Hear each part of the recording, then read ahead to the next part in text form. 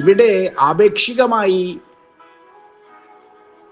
ഉള്ളതെന്ന് തോന്നുന്നത് ഭ്രമം മാത്രം.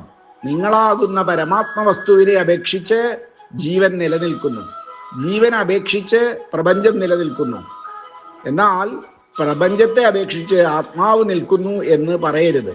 എന്തുകൊണ്ട്? പ്രപഞ്ചം ഇല്ലാതാകുന്ന ഉറക്കത്തിൽ ആത്മാവ് ഇല്ലാതാകുന്നില്ല. അതിനാൽ നിലനിൽപ്പും നിത്യതയും ആത്മാവിന് മാത്രമാണ്. ആപേക്ഷികമായതിന് നിലനിൽപ്പില്ല, സത്യത്വമില്ല.